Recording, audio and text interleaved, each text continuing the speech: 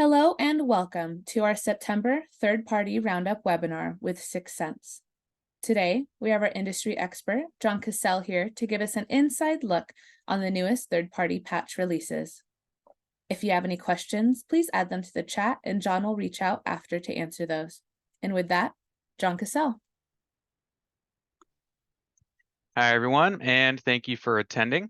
Today, I'll be covering some of the most popular third-party products that have received updates since the start of the month. There have been a number of security bulletins and advisories in August. However, I thought I'd let all of you know on the front end, there are no zero-day exploits to highlight for this month.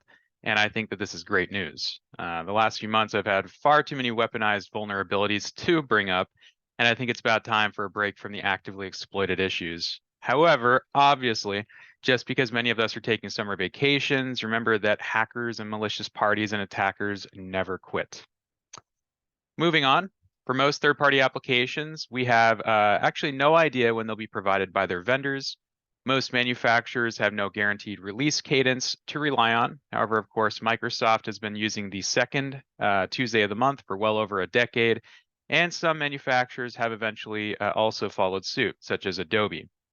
I also perform this webcast on the last Tuesday of the month just to ensure that I can capture most of the month's releases. If I happen to miss a few over the next few days, I'll be rolling them in to the next month's webcast. Let's briefly discuss what a vulnerability is versus what a patch or an update does. A vulnerability is a bug or misconfiguration in a product, application, or operating system that, if exploited, allows that product or system to be compromised by an attacker.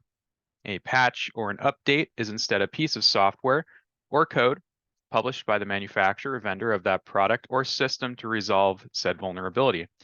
With that being said, not all vulnerabilities can be patched, and I should backtrack here, not all patches can resolve vulnerabilities. So if a vulnerability exists in a product or system, but no patch or workaround is available, and of course it's hitting us same day, then we consider that a zero-day exploit.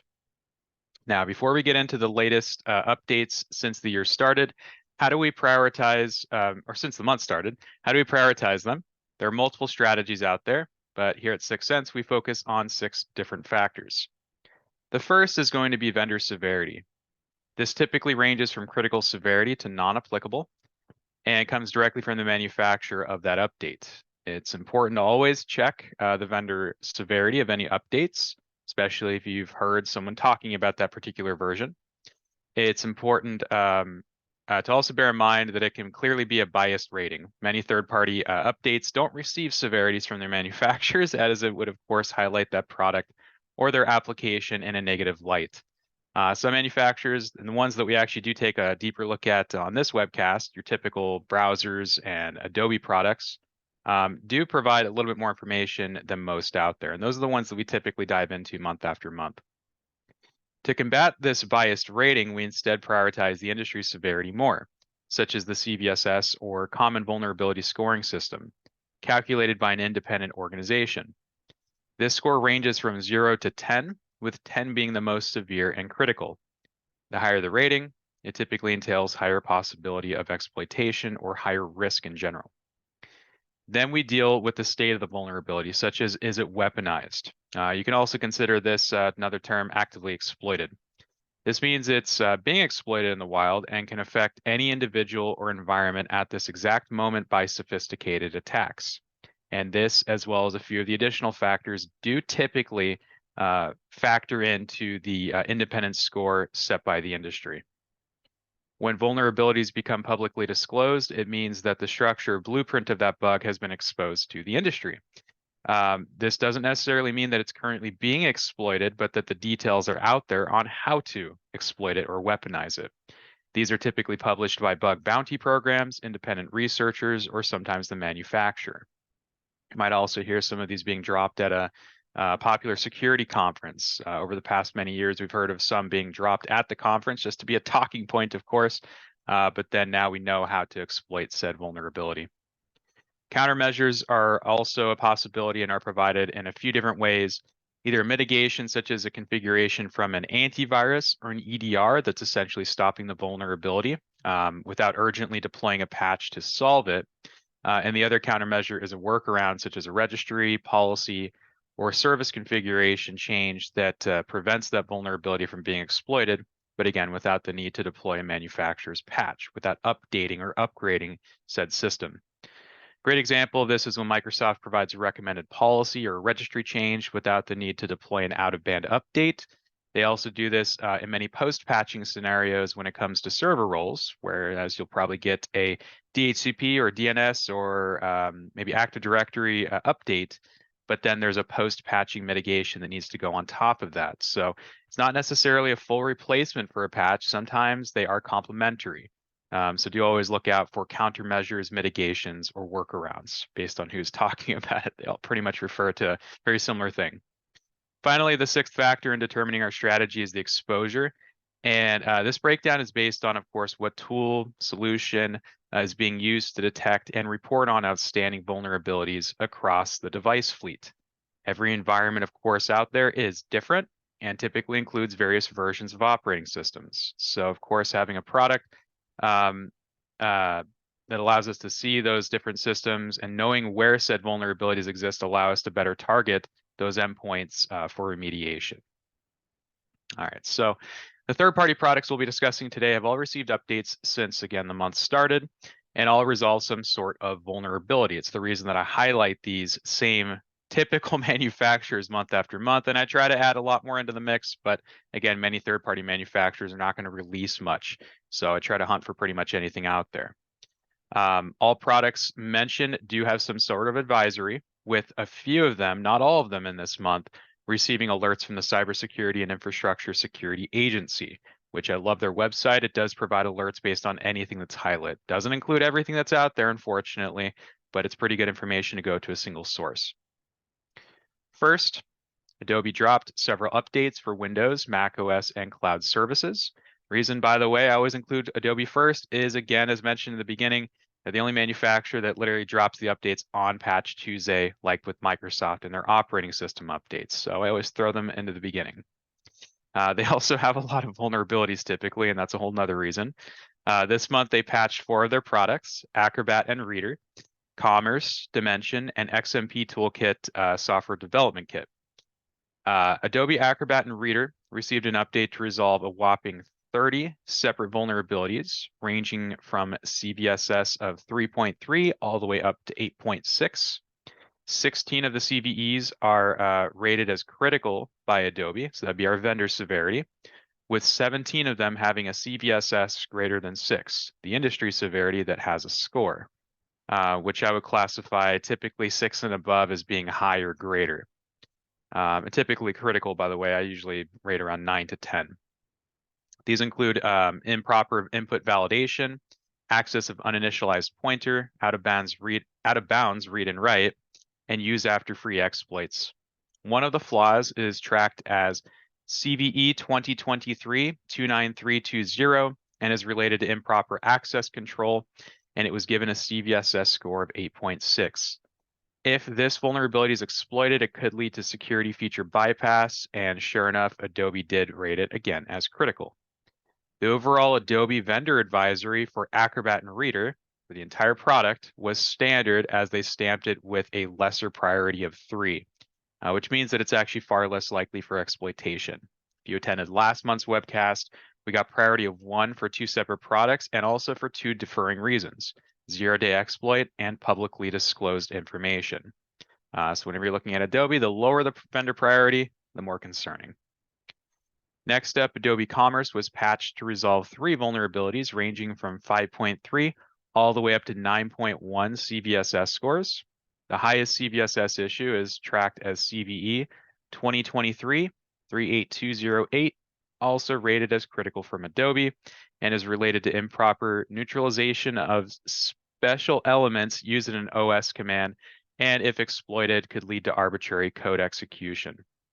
Adobe Commerce was also stamped with a lesser priority of 3. Moving on to Adobe Dimension, Adobe's popular 3D rendering and design software, there are 3 bugs resolved, with 2 rated as critical from Adobe. These include out-of-bounds read, heap-based buffer overflow, and use after free exploit. Dimension received an Adobe priority of 3 as well, which again means less likely to exploit. And lastly, Adobe XMP Toolkit software development kit received an update to resolve a single uncontrolled resource consumption issue, which, if exploited, could lead to application denial of service. This is only an important severity and is also less likely for exploitation.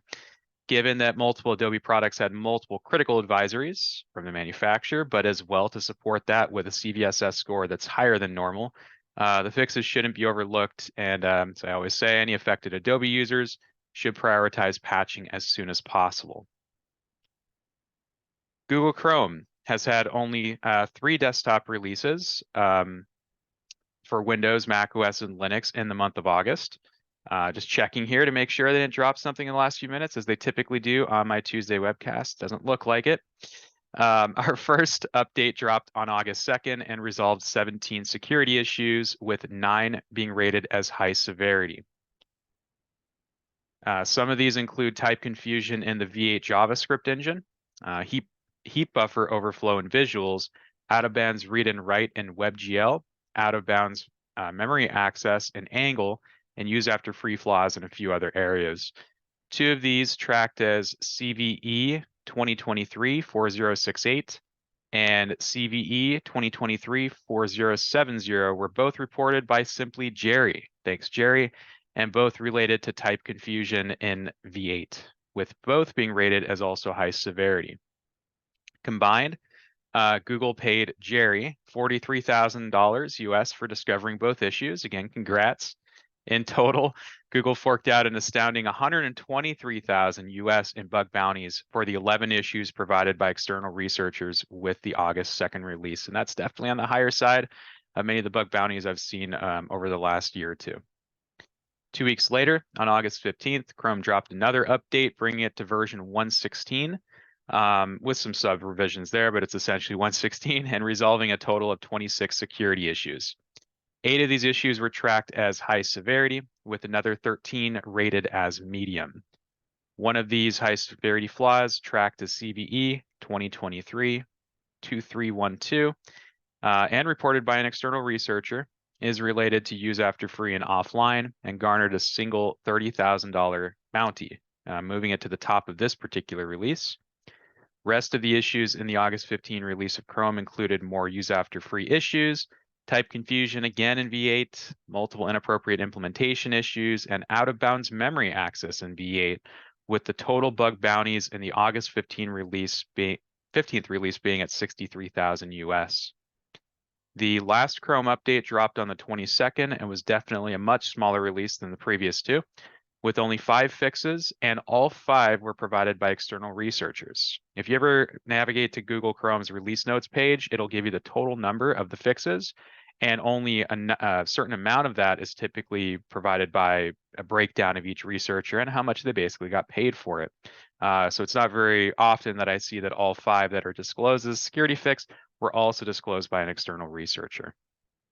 4 of the 5 issues were rated as high severity, with 1 being tracked as CVE 2023-4430 and provided by Cassidy Kim, thanks Cassidy, being related to use after free in Vulkan, graphics engine leveraged in Chromium code.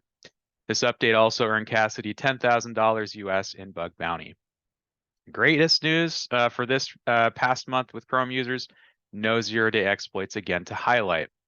I've been bringing this up for some time, so I probably sound like a broken record, but I always want to bring up that looking back, 2021 was an extremely tough year for Chrome, Google, and of course Chrome users, as the browser had 16 zero-day exploits. Last year there were 9. We have 4 months left in 2023, and so far only 3 0 days.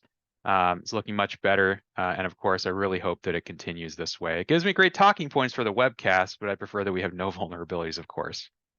Every month I mention that Chrome is by far the most popular web browser, and that, of course, makes it a malicious attacker's preferred target. Regarding updating it, as always, the browser should auto-update for any consumers, but administrators, be sure to double-check and update accordingly for your systems that you're responsible for, especially since end users don't and probably shouldn't have administrative rights to their devices. Also for administrators, infrastructure side, remember that you're still running, or if you're still running Chrome on older Windows Server versions of 2012, Chrome is unsupported after October of this year. So you have kind of interim support at the moment. I'd recommend just to ditch the browser as soon as possible, remove that as being a potential vulnerability, and find an alternative before it's too late. Following suit, any vulnerabilities resolved in Chrome also affect other Chromium-based browsers, such as the popular derivative Microsoft Edge. Edge received 5 updates since the month started. There were 2 documented updates dropped on August 7th, one for stable and the other for extended stable release. Both included a fix for an Edge-specific security bypass vulnerability, tracked as CVE 2023-38157. This flaw also has a CVSS score of 6.5, putting it on the higher side, but does require user interaction, and exploitation is considered less likely per Microsoft.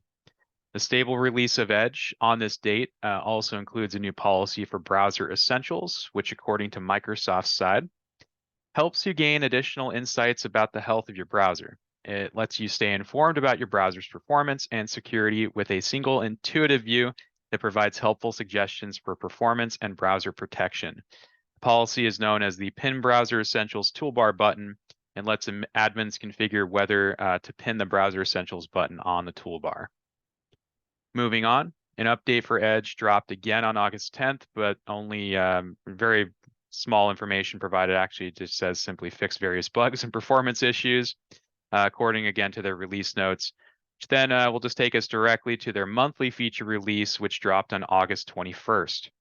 This release included 2 new features, a new policy, a deprecated policy, as well as solving 2 Edge-specific vulnerabilities.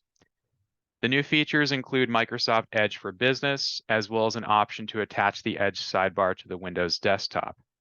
Regarding Edge for Business, many of you may have noticed this. Microsoft stated, with native enterprise-grade security, productivity, manageability, and AI built in, Edge for Business enables organizations to maximize productivity and security, and offers the ability to create separation, love the data containerization side here, between work and personal browsing with automatic switching between lightly managed personal browser window and the work browser window.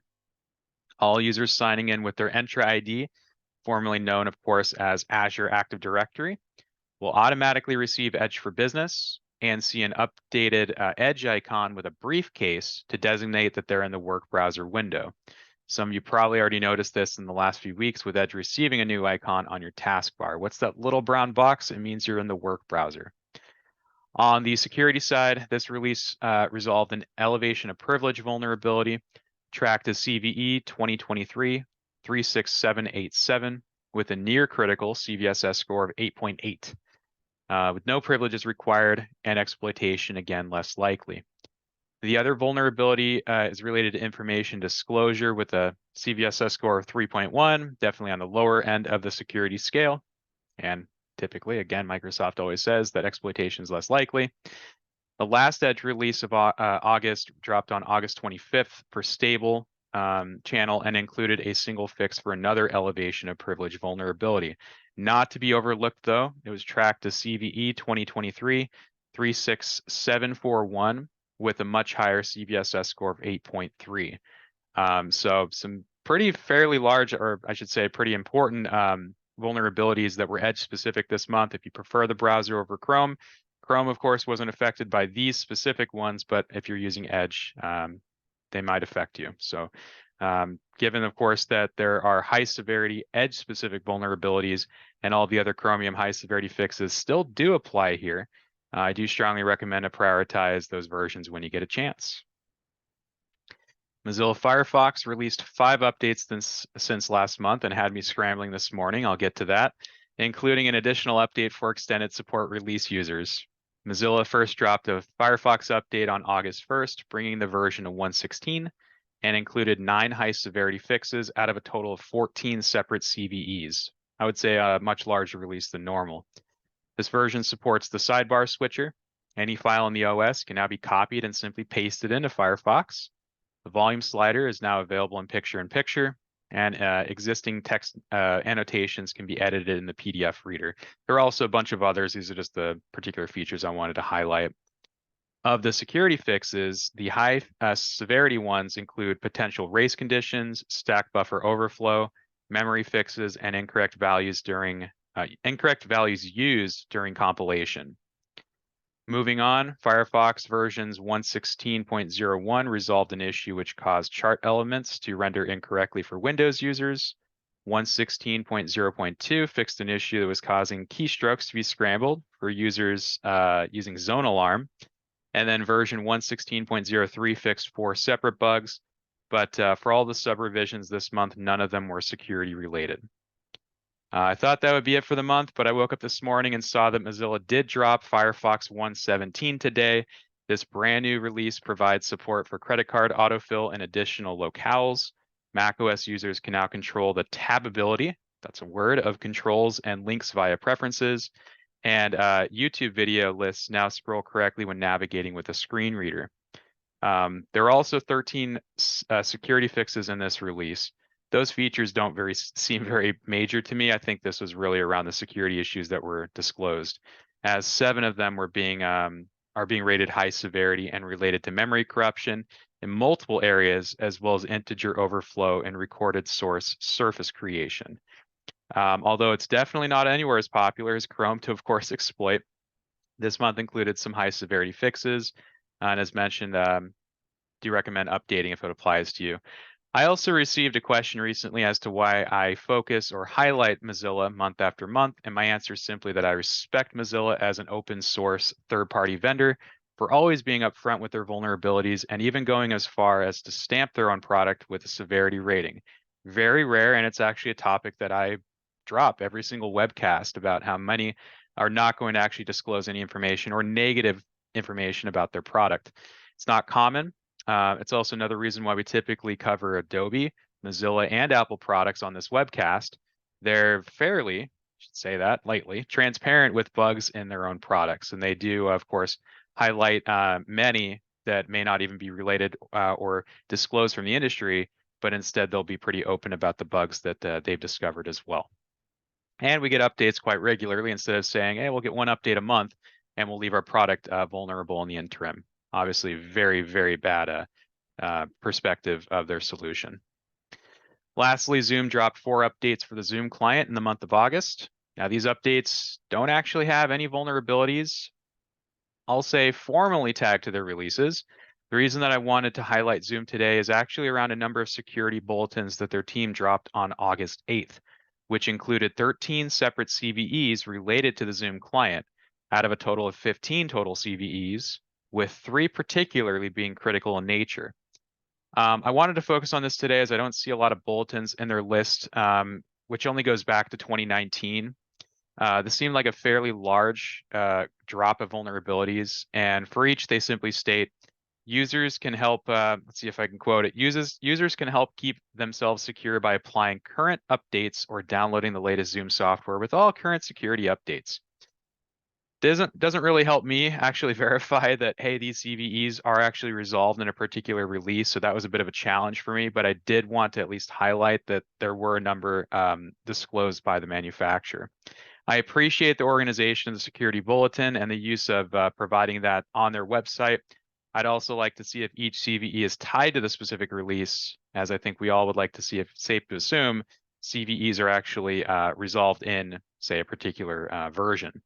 I would say it's probably safe to assume they were resolved in Zoom's August 21st release, where they did claim they included various security enhancements, although they didn't call out any of the CVEs. That's, again, my problem.